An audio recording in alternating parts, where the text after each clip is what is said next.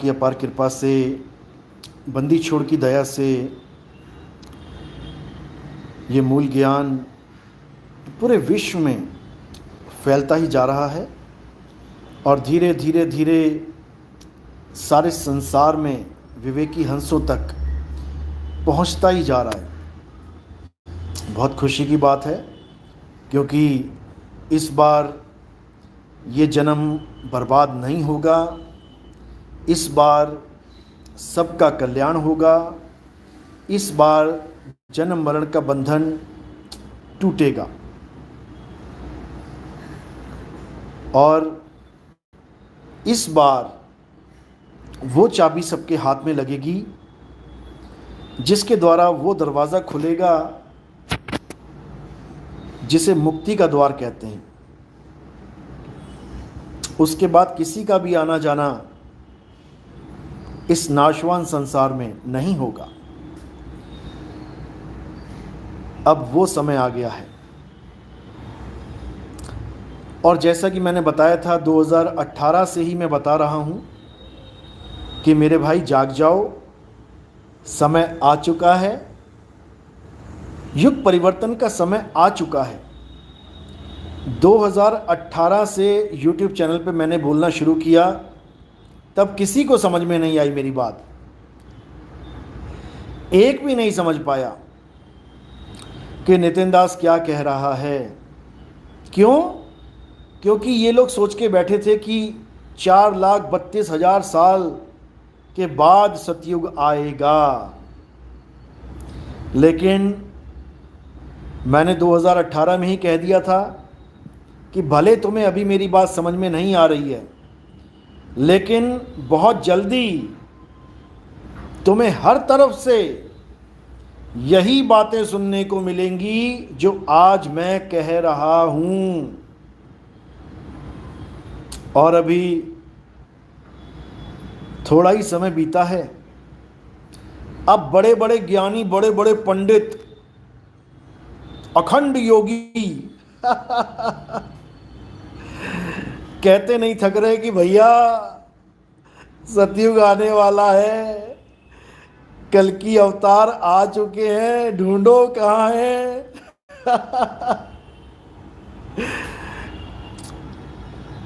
लेकिन इनको वो मिलेंगे नहीं, क्योंकि उनको पहचानना बच्चों का खेल नहीं है। नहीं पहचान सकता उसे कोई।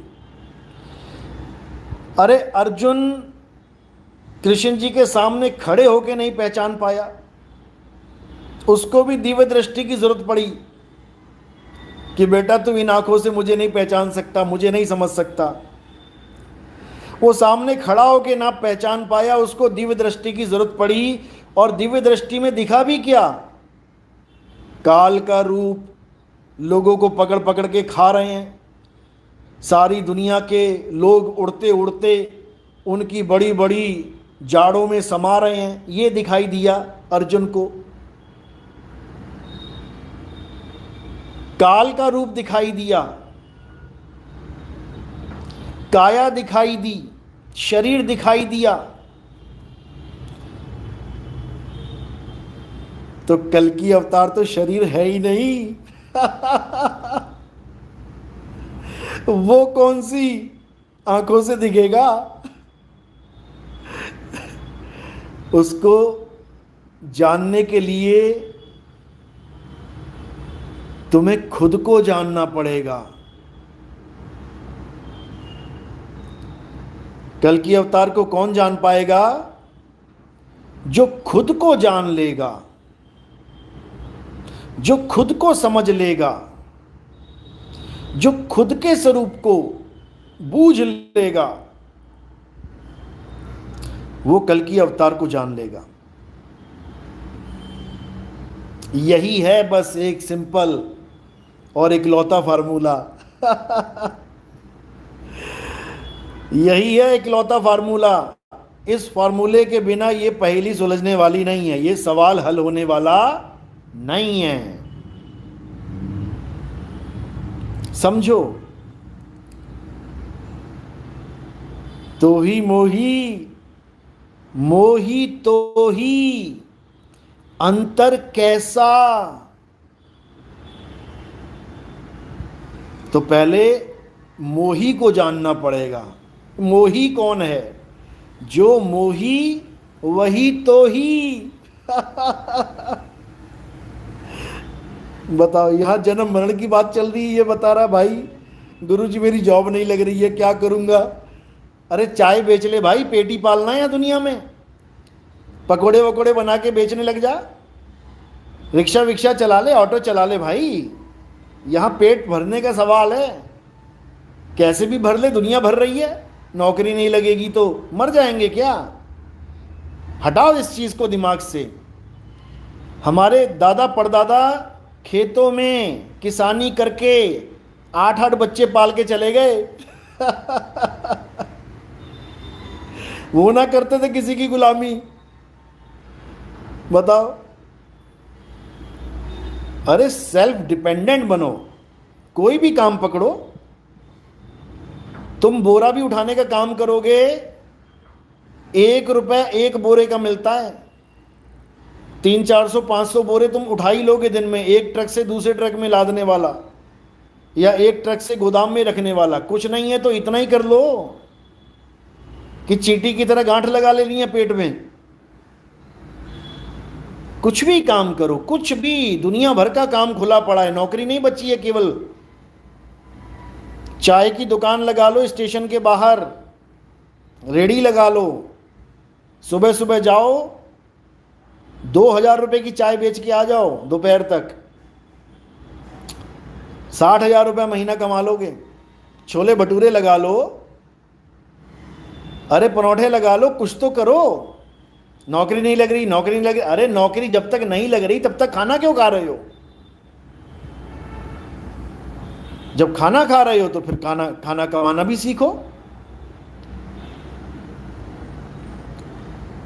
चलो ये टॉपिक नहीं है हमारा, ये ज्ञान नौकरी लगने का, या कोई शादी ब्याह नहीं हो रहा, या मेरी बीमारी ठीक नहीं हो रही, एक्जिमा हो गया भाई को, श्री राम गुरुजी मुझे एक्जिमा हो गया है, बहुत साल से परेशान हूँ। कोई भी बीमारी लगती है बेटा खान पान से लगती है, खान पान सुधार लोगे ना सब ठीक हो जाएगा।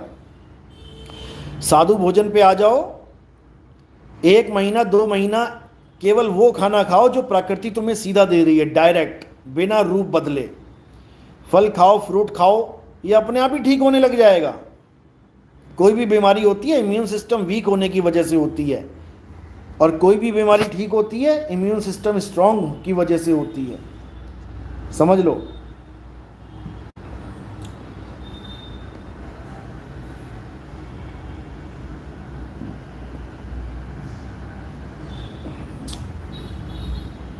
तो क्या करना है? कल की अवतार को समझने के लिए खुद को समझना पड़ेगा। बिना खुद को जाने, बिना अपने सत्य स्वरूप को जाने तुम उसे नहीं पहचान सकते। वो तुम्हारे सामने से निकल जाएगा, तुम पहचान ही नहीं सकते उसको। उसको कैसे पहचाना जाएगा? सत्य की परख करके, समझ लो, सत्य की परख करके। सत्य की परख यानी असत्य को त्याग के, सत्य को ग्रहण करके, तब बात बनेगी, नहीं तो नहीं बनेगी। साहब सिंह, आपकी बात सत्य है गुरुजी, यह जीव शिव दृष्टा है। बिल्कुल बिल्कुल, ये दृष्टा है, लेकिन ये खुद को नहीं जान रहा है, दृश्यों में उलझा पड़ा है। कभी सतलोक देखता है, कभी अलख लोक देखता है, कभी अगम लोक देखता है, कभी अनामी लोक देखता है। देखता ही रहेगा ये सारी उम्र, और जब तक देखता रहेगा तब तक दृष्टा ही रहेगा। सारी दुनिया में जितना भी ज्ञान समझाया जा रहा है वो दृष्टा भाव का ज्ञान है। ये देख लो, वो देख लो, प्रकाश देख लो, अंधकार देख लो, रंग देख लो, गुरुजी देख लो, शक्ल देख लो। हमारा ज्ञान सब कुछ देखना छुड़ा देता है। कुछ नहीं देखना, जो दिखे सो माया संतो, जो दिखे सो माया। कुछ नहीं देखना, कुछ दिख रहा है तो इसका मतलब तुम अभी खुद को नहीं जान पाए, अभी दिखने दिखाने में ही फंसे हो। तो ये देखना दिखाना ये सब माया का जाल है। सतलोक में सतपुरुष बन के परमात्मा बैठा है, वहां पर हजारों सूरज देखूंगा जाके, एक एक रोम में माया है। अलख पुरुष में अलख लाखों सूरज देखूंगा, उसके अलग पुरुष के रोम में माया है। अगम पुरुष अगम लोक में करोड़ों सूरज लेके बैठा है एक एक रोम में, वहीं देखूंगा जाके, माया है। अनामी लोक में अनामी पुरुष खरबों सूरज लेके बैठा है एक एक रोम में, दिखेंगे, माया है। जो दिखे सो माया। समझो। सवाल बड़ा प्यारा पूछा है। इनर क्या कह रहे हैं कि बाबा जी आप लाइव में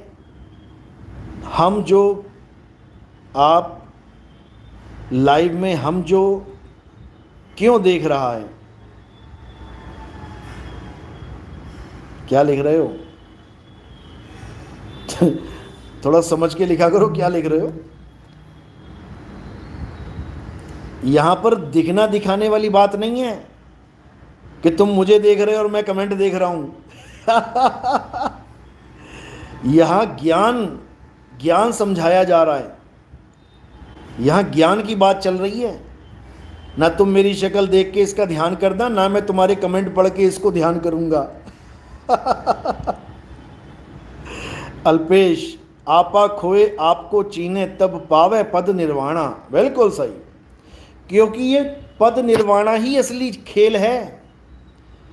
परमात्मा यहां पर अगर हमें कुछ समझाने आते हैं तो पद निर्वाणा बताने आते हैं। निर्वाण पद क्या है? वो अपने रूप दिखाने नहीं आते कि करोड़ों सूरज चमक रहे हैं, अरबों सूरज चमक रहे हैं, मैं तख्त पे विराजमान हूं। ये सब बकवास बताने नहीं आते वो। मैं तख्त पे विराजमान हूं कि मैं सोफे पे विराजमान हूं कि मैं रथ पे विराजमान हूं। समझो। साहब सिंह, गुरु समनदास जी ने आत्म सत्ता की बात करते, गुरु समनदास जी आत्म सत्ता की बात करते थे पर उसका भेद नहीं बताते थे। यह भेद हमें अब पता लगा गुरुजी आपके चरणों में आने के बाद। बहुत अच्छी बात है अगर कोई भी गुरु आत्म सत्ता का ज्ञान बोल रहा है, आत्म ज्ञान बोल रहा है, अगर आत्मा का जिक्र करता है, आत्मा की बात करता है तो बहुत अच्छी बात है। लेकिन अगर वो इसके बारे में जानता नहीं है, क्योंकि अगर जानेगा तो बताएगा और नहीं जानेगा तो नहीं बताएगा। जब पता ही नहीं तो क्या बताएगा? आज हमारा सत्संग सुन सुन के जो वृंदावन में राधे राधे जपते थे,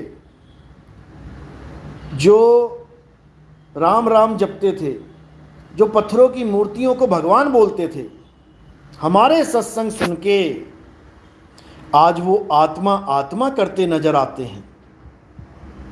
आज वो आत्म ज्ञान की बात करने लग गए।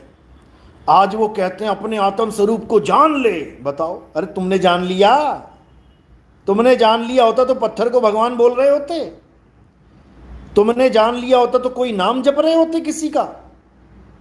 अपने स्वरूप को जानने का मतलब है आत्म स्वरूप प्राप्त कर लेना। उसके बाद किसी की जरूरत नहीं रह जाती। हे अर्जुन, जो अपनी आत्मा में रमण करते हैं, जो अपनी आत्मा में तृप्त हैं, जो अपनी आत्मा में संतुष्ट हैं, उनके लिए कोई धार्मिक कर्म कर्तव्य लागू ही नहीं होता। उनको अपने धर्म के अनुसार राम राम, अल्लाह अल्लाह, वाहिगुरु वाहिगुरु, गॉड गॉड करने की भी जरूरत नहीं रह जाती। फिर वो केवल आत्म सिद्ध हो जाता है। समझो, कोई नाम नहीं जपना, नाम जाप ही बंधन है। लेकिन लोग सोचते हैं कि नाम जपने से परमात्मा मिल जाएगा, नाम जपने से राधा मिल जाएगी, नाम जपने से राम जी मिल जाएंगे, नाम जपने से शंकर जी मिल जाएंगे, हनुमान जी मिल जाएंगे, कुछ नहीं मिलने वाला। नाम जपने से बड़ी शांति हो जाएगी। कौन सी शांति होती है समझ लो, नाम जाप से कौन सी शांति मिलती है समझ लो। जैसे डीजे चल रहा हो आपके घर के पास और खूब धम धम धम धम हो रही है, 1 घंटे तक तुम डीजे सुनते रहे हो, सुनते रहे, एकदम डीजे बंद हो जाए, एकदम डीजे बंद हो जाए तो क्या होता है, एकदम सन्नाटा छा जाता है। ऐसा लगता है वाह क्या बात है, कितनी शांति मिल रही है। लेकिन वो शांति नहीं है वो शांति नहीं है, शांति कुछ और है, उसको जानना पड़ेगा। तो नाम जपने से क्या होता है, नाम जपने से बार बार बार वही साउंड वही साउंड वही साउंड, लगातार साउंड चलती रहती है। और जैसे ही नाम जाप करने के बाद बंदा शून्य अवस्था में पहुंचता है, तब उसको ऐसा लगता है कि वाह क्या बात है, क्योंकि शून्य में नाम भी खत्म हो जाता है। तो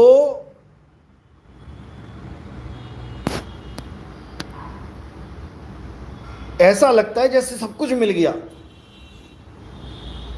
जबकि ऐसा कुछ नहीं है, वो शून्य अवस्था है, उससे कुछ नहीं होने वाला,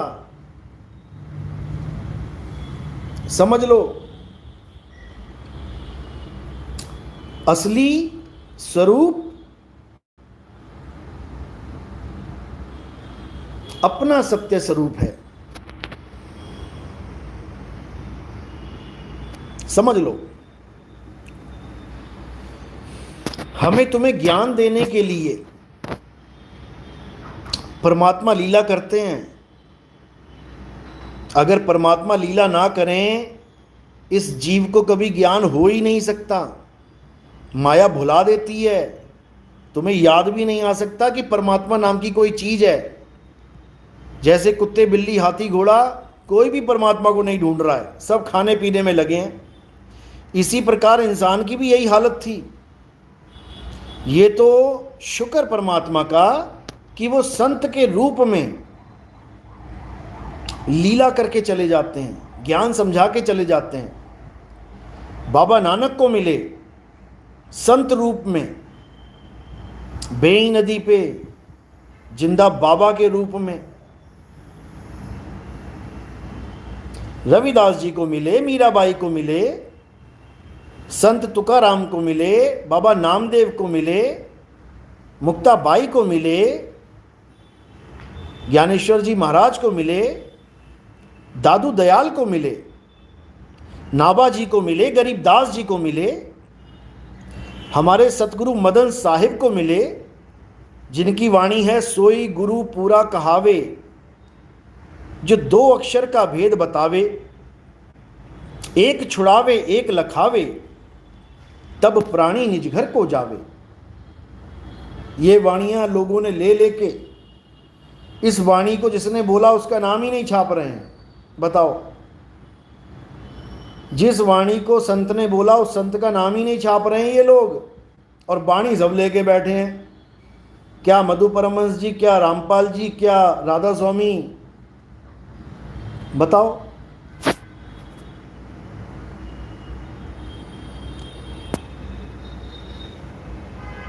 अगर इतना ही सच का प्रचार करना चाहते हो तो सच लिखना तो सीख लो। जो रामपाल जी महाराज अपने सत्संगों में सोई गुरु पूरा कहावे, 2 अक्षर का भेद बतावे, बोलता नहीं थकते, वो अपने ग्रंथों में नाम नहीं लिख सकते इस वाणी को बोलने वाले संत की। बताओ, क्या तुम सत्य का प्रचार कर रहे हो? मदन साहिब का नाम पता भी है इन दोनों भाइयों को, लेकिन फिर भी नहीं लिखते। हमारा जो सत्संग नंबर 14 है उसमें इनके साथ वार्तालाप है, खुद अपने मुंह से बोल रहा है रामपाल जी का सगा भाई, ये तो मदन साहिब की वाणी है। अरे मदन साहिब की वाणी है तो छाप देना भाई, छाप क्यों नहीं रहा है? लिख दे मदन साहिब है, बल्कि इतने दुष्ट लोग हैं कि मदन साहिब को काल का दूत बना के यूट्यूब पे डाल रखा है इन लोगों ने। उसी संत की वाणी उठा उठा के प्रमाणित कर रहे हैं कि पूरा गुरु वो होता है जो 2 अक्षर का भेद बताता है। बता, उसी संत की वाणी लिख के उसी को कह रहे हैं काल का दूत है। तुम क्या हो, हंस मुनि? इतना बुरा हाल है इन लोगों का। और अब तो बहुत अच्छी बात है, रामपाल जी महाराज बाहर आ गए हैं, क्योंकि मैं तो 2010 से इनको फ़ोन कर करके थक गया। इनका कोऑर्डिनेटर है NC आर्या, आप उसका नंबर पता करके फ़ोन करके पूछ लेना। 2010 से मैं पीछे पड़ा हूं कि हमारे साथ ज्ञान चर्चा करो करो करो। NC आर्या ने तो रामपाल जी महाराज से डायरेक्ट भी बोल दिया था कि नितिन दास ज्ञान चर्चा की बात कर रहा है, लेकिन ये माने नहीं दोनों भाई। लेकिन अब वो दिन आ गया है जब हम फिर से एक बार ज्ञान चर्चा के लिए बोलते हैं कि आओ करते हैं ज्ञान चर्चा। साधना टीवी पे मैं बुक करूंगा, 1 घंटे की ज्ञान चर्चा करते हैं।